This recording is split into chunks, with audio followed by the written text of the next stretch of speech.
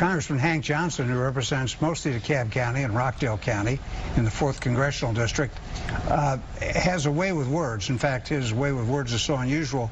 I don't know if you all are aware of this. He has his own YouTube channel. You can just call up Hank Johnson's YouTube channel, like you can call up the Georgia Gang's YouTube channel. You can see the best Hank Johnson. It's a video I recommend. It's going to have to be edited now because this week from the pulpit of the Friendship Baptist Church, Alexis, he called Donald Trump Hitler and all those who voted for him Hitler.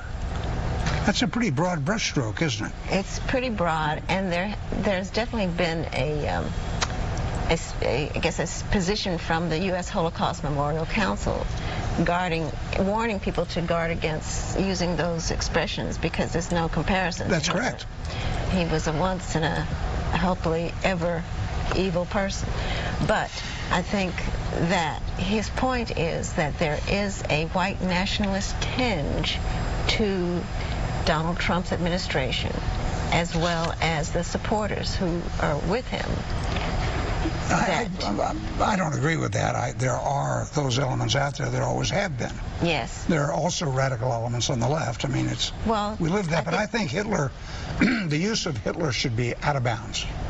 Well, I think that should be PR #1 for anybody in public office or a candidate. You don't make comparisons to a genocidal murderer like Hitler or Joseph Stalin to your political opponent.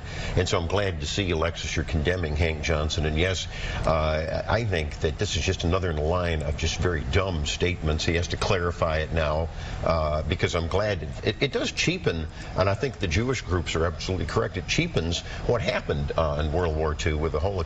So I think that is out of bounds. I agree with you. And it also gives Republicans more ammunition to say, well, he's at it again. And just like you had mentioned, now the Guam issue comes back up and some of the other things that he has said that he's had to clarify. You cannot win when you compare anybody to Hitler. And I'll go you all a step further. I think Friendship Baptist Church should have their tax exemption called into question. I'm tired of this double standard about churches and politics. Well, that's what I don't think they'll have their tax exemption threatened by that because he's not a pastor of the church. He was a visiting speaker to the church. Slim read. Slim distinction. No, it's not. That's a definite distinction. Plus, politics in the church has always existed, particularly in the black church, because that's been the safe space to talk about. Oh, so that's okay. It's not okay. The white churches can't do that. They can do it too, and they do it too. I mean, politics in the church go hand in hand. You cannot talk about religion without talking about politics. As a traditional Christian, I don't like to hear politics from any pulpit. Well, that's why I make that point. Hey, last thought here. We didn't really get to the politics of the governor's race, but hey, the year is young. But Phil, your old friend Dubose Porter from Dublin, the newspaper